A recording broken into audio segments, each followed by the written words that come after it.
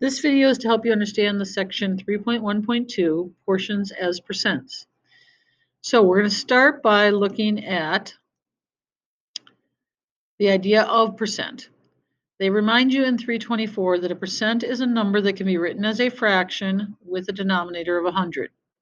So for example, 5% written this way is equivalent to 5 hundredths, or you could say 5 out of every 100. So what they want you to recognize, first of all, is why the word percent is called percent. So per means out of. Like we make, miles per hour. This is how many miles we're able to go in 1 hour. Or miles per gallon, how many miles we can go out of a gallon. Or I made this many shots per, I made 3 free throws per 4. Made 3 out of 4.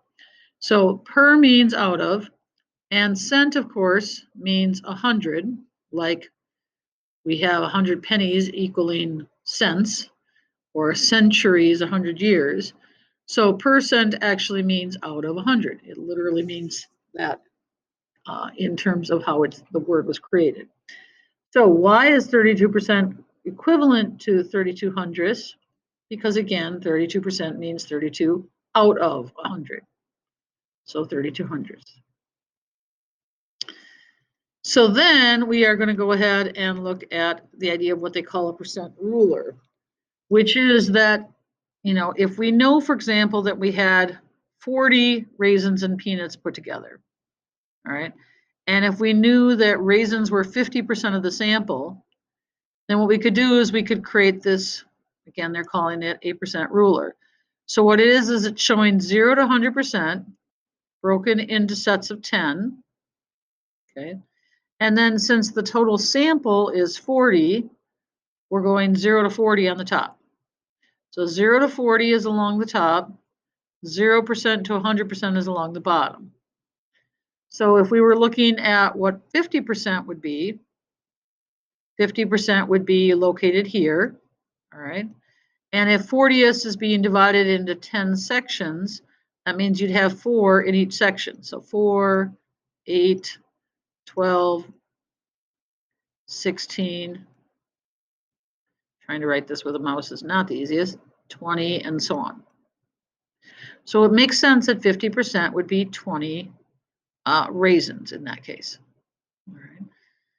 Then they're saying, what if it was 10% of the sample? Well, 10% is located down here, and 10% then would be 4. Okay.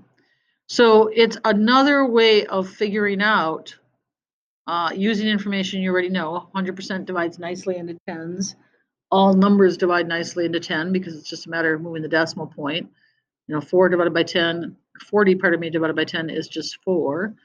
And then you can use those increments to help figure out some common percents. 10%, we could figure out, let's say 70% here.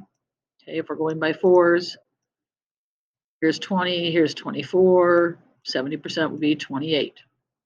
It's another mathematical tool to figuring those kinds of things out, sort of using some mental math techniques. Okay, here they said, what if our sample contained 100 peanuts and raisins? Well, then this number up here would be 100. Okay, the percent ruler, the bottom part of it doesn't change. 0% to 100% divided into sets of 10, meaning 10% each for each space.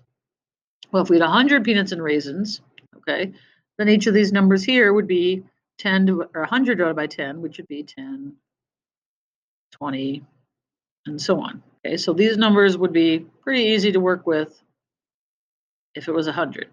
Okay, but what if it was, for B, 150? Well, it still would be fairly easy to work with because 150 divided by 10 would be 15, because again, you're just moving the decimal over one place. 15, 30, 45, and so on. And even if you had a number like in C, 82, 82 divided by 10 just means you'd move the decimal point over one place.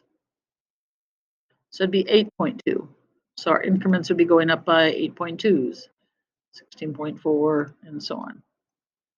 So the idea is you can change your percent ruler to whatever the total is. All right. So we will talk about the homework in the next video.